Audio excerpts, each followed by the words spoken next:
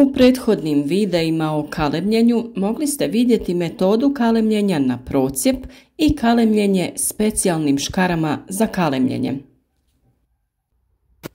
Ovakva vrsta kalemljenja vrši se u rano proljeće. Na divljem limunu pokazali smo kako se kaleme agrumi, a i ostalo voće, tehnikom kalemljenja na budni pupoljak. Nadamo se da ste primijenili neki od ovih postupaka. U komentarima nam pišite da li su vam naši videi bili korisni i kakva je bila uspješnost postupka koji ste vi odradili. Naravno, možete i podijeliti ovaj video zapis sa vašim prijateljima na društvenim mrežama kako bi oni imali koristi od našeg rada. S obzirom da se zna dogoditi da kalemljenje ne uspije iz raznih razloga, kao što su nestručno odrađeno kalemljenje, kalemljenje u pogrešno vrijeme, pogrešnom tehnikom, mrazevi i razne druge vremenske neprilike u proljeće, ali i kasnije u toku ljeta. Uništenje kalemova od divljači ili prilikom rada sa mehanizacijom. Da se ne bi čekala naredna godina, možemo ponoviti kalemljenje u toku ljeta. U principu kalemljenje možemo izvoditi skoro u toku čitave godine primjenom odgovarajuće tehnike. Jednu vrlo zanimljivu tehniku koja se mnogo koristi, posebno u rasadnicima za proizvodnju sadnica, objasniti ćemo i pokazati u današnjem videu. Naime, radi se o kalemljenju na spavajući pupoljak. Pitate se o kakvoj se tehnici tu radi.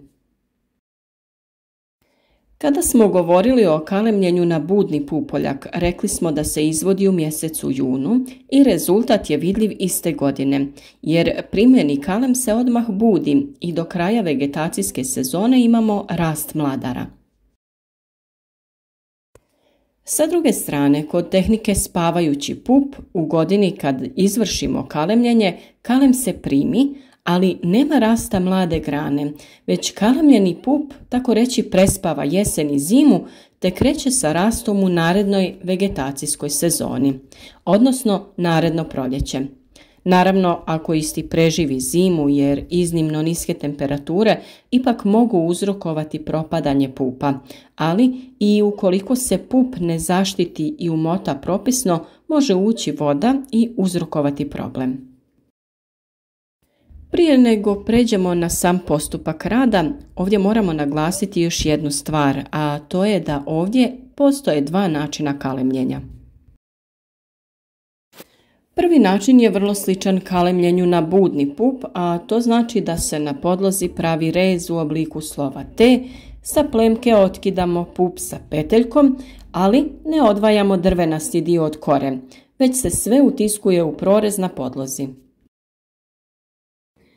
Drugi način, koji je ujedno i onaj koji ćemo prikazati u ovom videu, jeste takozvano kalemljenje na čip.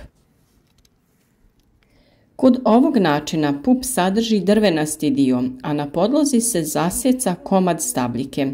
Nema zarezivanja kore u obliku slova T, tako da se napravi mjesto u koje se postavlja čip. Na samom početku kalemljenja uvijek je dobro detaljno očistiti alat sa kojim će se raditi, škare i nož.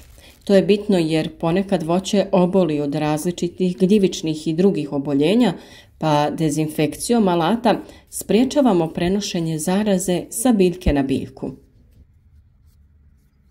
Uz škare i nož za kalemljenje potrebno je imati nešto sa čime ćemo zamotati kalem, a u tu svrhu koristimo ili foliju za kalemljenje ili gumice za kalemljenje. Kalem grančica se uzima neposredno pred izvođenje postupka, da se ne bi desilo isušivanje pupova. Uzima se mlada grana od tekuće godine sa zrelim pupovima, koji ne bi trebali biti cvijetni pupovi, a najbolje je pup uzimati sa sredine grančice, tako da vršne i donje pupove ne koristimo. Također listovi se odrežu, ali se kao i kod kalemljenja na budni pup ostavi peteljka, jer nam pomaže prilikom rada sa pupom, ali i kasnije služi kao indikator da li se kalem primio na stabljiku. Vrlo je bitno naglasiti da se ova tehnika radi pred kraj ljeta, jer joj to i daje tu osobinu spavanja pupa. Pa ako bi se desilo da uranimo sa izvođenjem tehnike, moglo bi se dogoditi da se pup probudi i krene sa rastom, što nikako ne bi bilo dobro, jer izrasli dio ne bi uspio da odrveni i da bude spreman za niske zimske temperature. To bi vjerovatno uzrokovalo propadanje kalema, zato se kalemljenje na budni pup najčešće i izvodi u 6. mjesecu, a na spavajući pup orijentacijski negdje oko 15.8. pa nadalje, ali opet i to zavisi od voćke do voćke. Još jedna prednost ove tehnike je ta što, recimo kod kalemljenja na budni pup, ukoliko je godina sušna i podloga i voćka sa koje uzimamo kalem, moraju se dobro natopiti vodom prije na nekoliko dana, tako da se može izvršiti odvajanje kore od drvenastog dijela. A čak i bez obzira na ovo napajanje vodom, postoje neke voćke kod kojih je odvajanje kore vrlo teško. Kod kalemljenja na spavajući pup to je nebitno. Prvo što radimo je priprema čipa, a to radimo tako što grančicu uzmemo u ruku da donji dio grančice bude okrenut prema nama.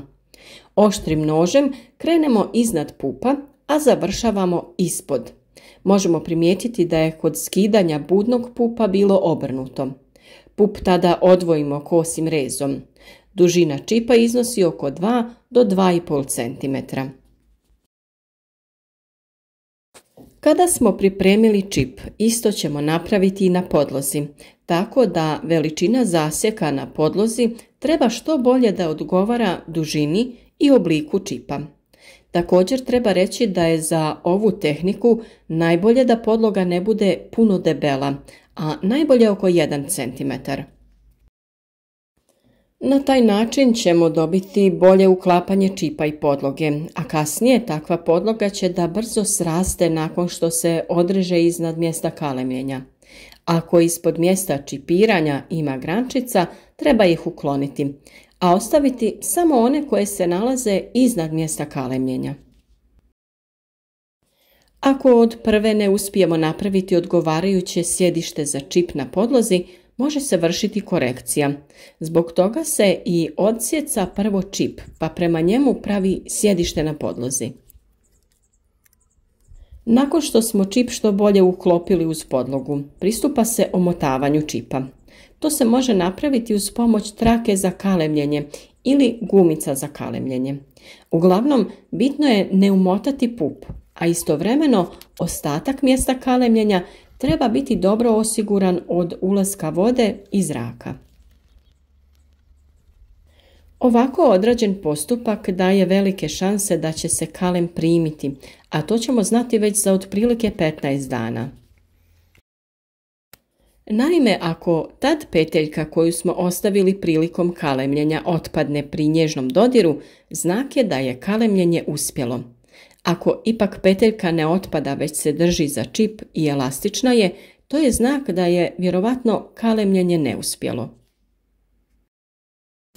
Ono što je još jedna od prednosti ovog postupka je da u tom slučaju imamo opet vremena da ponovimo kalemljenje istim postupkom. Također prednost ovog postupka je ta što za kalemljenje se koristi samo jedan pup, tako da od jedne grančice možemo reproducirati mnogo novih sadnica. Jedan pup, jedna sadnica. Za razliku od, na primjer, kalemljenja na rascijep ili engleskog spajanja gdje se obično koristi više od jednog pupa. Ono što preostaje za odraditi jeste na proljeće kada krene vegetacija odrezati podlogu na otprilike 1 cm iznad pupa ukoso u smjeru suprotno od pupa, tako da se voda ne slijeva na pup nego na suprotnu stranu.